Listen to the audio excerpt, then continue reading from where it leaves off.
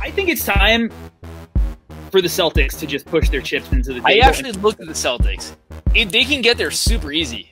They can get there super easy. So obviously they're not giving up Tatum. No. I'd put in Jaylen Brown, Marcus Smart in picks. If you're Houston, Jaylen Brown is a very good piece to kind of reset, rebuild around. He's locked up for 4 years. Then Marcus Smart is also another guy who can at least reset a culture. And with that team, you know, if John Wall is any kind of semblance of healthy, if Boogie can give you anything, then now you got Christian Wood, Boogie, John Wall, Marcus Smart, Jaylen Brown, and whatever, you know, draft pick compensation. Obviously, Boston had a million picks, and they have kind of just sat on them and taken these kind of middling prospects. But yeah, I mean, I looked at the Celtics too. At the end of the day, when it came down for me, why I didn't go deeper into that is that I think I just hate Harden and Tatum together. It's not perfect by any stretch of the imagination, but the thing is, like, they watch Kawhi go win a title with, and keep watching teams that are just a little bit more talented.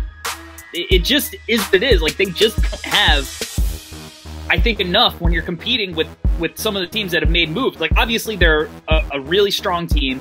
They are going to compete, and they'll always be a threat to make the Western Conference Finals, but are they ever going to be a threat to push past that? I mean, I think that Tatum has an opportunity to go up another level. I think he started unlocking his playmaking ability a little bit, so that's fun. I do love Tristan Thompson with that team. I think that he's an incredibly undervalued big man for a team that is trying to win a title. He, you know, he had moments where he absolutely was the reason, you know, one of the major reasons that the Cavs won that title. But I think that you just, even if fit's not great, I feel like it's a risk that you have to take if Houston is willing to take that kind of package. Because I think I agree. He's a superstar. He's a top 3 player year after year after year. And even if he's being a douche about this, which he is, like, he comes to the East, he's automatically one of the top players in the conference. And Boston, to me, like, playing with James Harden is just better than playing with Jaylen Brown. And I love Jaylen Brown. I might be Jaylen Brown's biggest fan. I've seen so much Jaylen Brown slander, but I think he's really good. He's just not James Harden. And if I look at what Brad Stevens did with another lefty who just happened to be the same height as me, and Isaiah Thomas, and put him in an offense where he was averaging 30 points a game on 60+% true shooting percentage, I'm looking at James Harden, who is an even better scorer, playmaker, and putting him in the same kind of position.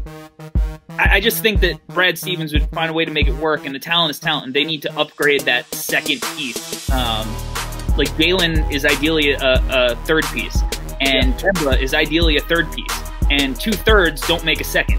So, to me, you have now 2 legit #1 options if you actually go and get a guy like James Harden. No, I'm with you. I think Boston, you know, realistically, most teams in the East got better. Boston kind of stayed still. They lost, you know, or they lost Hayward.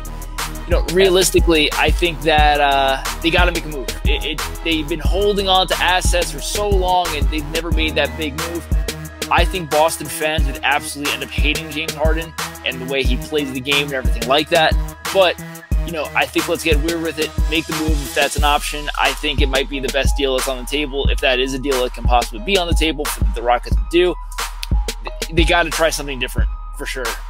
Thanks for watching the Hardwood Herald on YouTube. Make sure to smash that like button and subscribe to the channel for more hoops content.